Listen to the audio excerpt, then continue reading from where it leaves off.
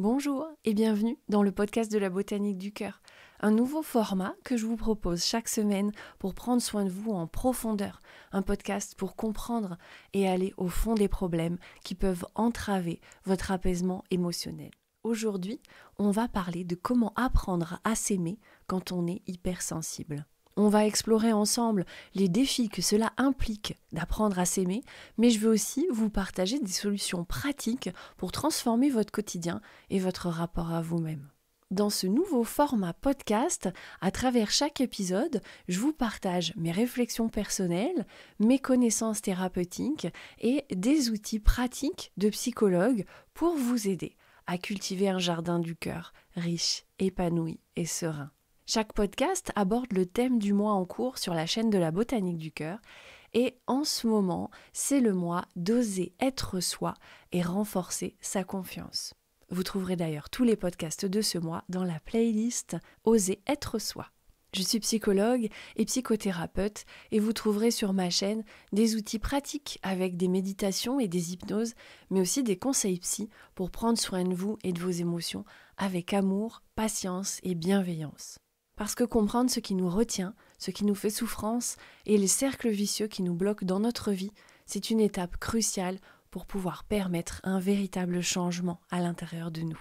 Alors, si le contenu de ce podcast résonne avec vous, je vous invite à le partager avec les personnes qui pourraient aussi en avoir besoin.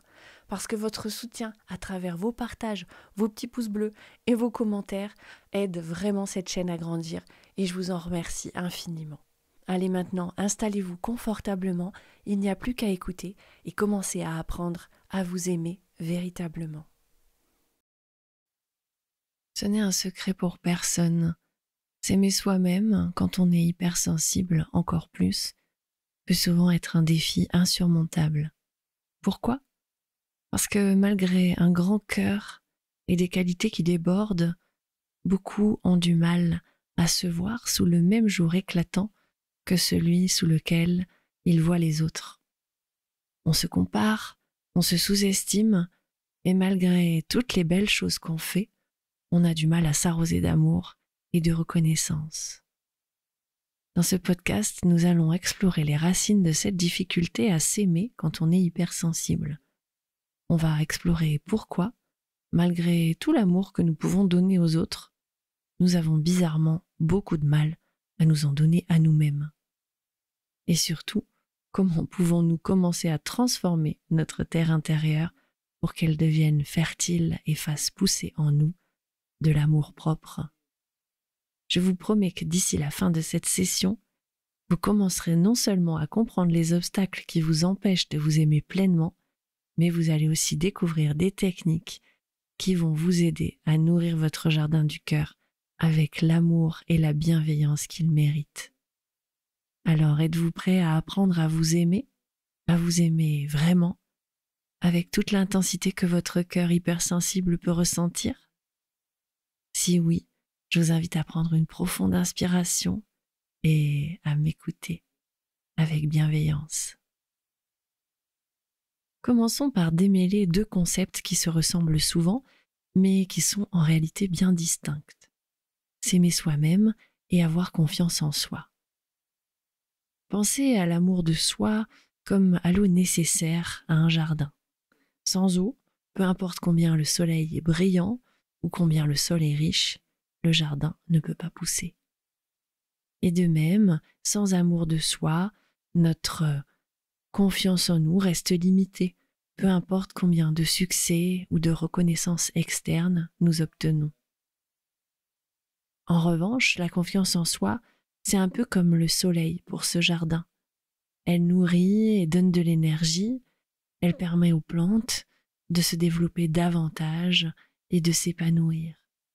Mais sans suffisamment d'eau, sans amour de soi, même le soleil le plus brillant ne peut empêcher le jardin de se dessécher. Pour les personnes hypersensibles, cette eau, cet amour de soi est encore plus crucial. Notre sol est souvent riche et profond, plein de nutriments émotionnels, mais il peut aussi retenir trop d'humidité sous la forme des critiques et de la négativité ambiante. ce qui rend l'amour de soi plus difficile à maintenir dans notre jardin du cœur. Scientifiquement parlant, les recherches montrent que les personnes hypersensibles traitent les informations sensorielles et émotionnelles plus intensément. Ça signifie que les commentaires négatifs et même la perception du rejet peuvent être ressentis avec une intensité plus grande, disproportionnée, qui va affecter profondément notre capacité à nous aimer. Et d'ailleurs, des études dans le domaine de la psychologie cognitive illustrent que les personnes hypersensibles, elles ont souvent une activité plus élevée dans les zones du cerveau associées à l'attention et à la vigilance émotionnelle. Et ça peut être un atout incroyable, mais cela devient aussi très compliqué quand il s'agit de filtrer les influences externes qui ne servent pas notre bien-être. Alors, comprendre cette distinction et cette interaction entre l'amour de soi et la confiance en soi est le premier pas vers un jardin du cœur plus harmonieux et épanoui. Il ne s'agit pas de supprimer notre sensibilité, parce que c'est tout simplement impossible, mais de l'adapter pour qu'elle puisse coexister avec un sentiment d'amour-propre robuste et bien irrigué. Alors, si vous vous sentez parfois comme un jardinier qui néglige d'arroser ses propres plantes, prenez ce moment pour reconnaître que chaque goutte d'eau, chaque acte d'amour envers soi que vous allez vous accorder est vital. Ce n'est pas un luxe, c'est une nécessité pour votre jardin du cœur. J'ai envie d'approfondir un peu plus cette problématique. Un aspect important à comprendre, c'est que beaucoup de personnes hypersensibles, pour elles, l'amour de soi semble être un sommet insaisissable. Parce que nos émotions, aussi belles et profondes soient-elles, elles peuvent souvent créer des turbulences internes et elles viennent obscurcir notre capacité à nous voir clairement. Le premier défi majeur qu'on rencontre, c'est notre grande propension à l'autocritique. Pour un hypersensible, chaque petite erreur peut sembler énorme. Chaque faux pas est ressenti avec une intensité décuplée. Et c'est souvent dû à notre capacité à ressentir les émotions de manière plus aiguë, ce qui est confirmé par plein d'études en neurosciences. Ces études, elles montrent que notre cerveau, il traite les stimuli émotionnels avec une grande précision, ce qui peut malheureusement nous rendre très critiques envers nous-mêmes. Et ensuite, il y a la peur du jugement. Vivre dans un monde qui valorise la force et la confiance peut être assez intimidant pour quelqu'un qui ressent tout profondément. La peur de ne pas être compris, ou pire, d'être rejeté, peut nous faire reculer au lieu de nous ouvrir à l'amour de soi. C'est une lutte constante entre vouloir s'exprimer pleinement et craindre d'être trop pour ceux autour de nous. Et parlons un peu des relations. Nos interactions passées, notamment celles où notre sensibilité n'a pas été très valorisée, jouent un rôle crucial dans la façon dont nous nous percevons aujourd'hui. Parce que si nous avons été critiqués ou dévalorisés pour notre sensibilité, cela peut laisser des cicatrices qui affectent fortement notre confiance en nous et notre estime de nous-mêmes. Nous pouvons commencer à voir notre sensibilité comme une faiblesse et non pas comme la force qu'elle est véritablement. Alors, comment faire pour surmonter ce problème ? Le processus commence par reconnaître et accepter notre nature hypersensible, sans jugement. C'est ce que nous sommes, c'est un fait, il est inscrit dans nos gènes et nous ne pouvons le changer, tout comme la couleur de notre peau. Cela signifie apprendre à accueillir nos émotions comme des messagers qui nous apportent des informations sur nous-mêmes et notre environnement, plutôt que comme des intrus que nous devons combattre. Je vous invite à pratiquer l'autocompassion. C'est quelque chose qu'on ne nous a jamais appris à faire dans notre société et c'est l'outil numéro 1 que doivent cultiver les personnes hypersensibles. L'autocompassion, Ça peut être aussi simple que de se dire des mots gentils, comme nous le ferions pour un ami cher ou pour un enfant. Par exemple, lorsqu'une critique interne se manifeste à l'intérieur de nous, vous pouvez vous répondre de manière douce « Je fais de mon mieux et c'est suffisant ». N'oublions pas l'importance des petites victoires. Chaque jour, essayez de reconnaître au moins une chose que vous avez faite de bien. Centrez-vous sur le positif. Trouvez quelque chose que vous pouvez célébrer. Faites sur le positif ce que vous avez tendance à faire sur le négatif. Mettez un projecteur dessus.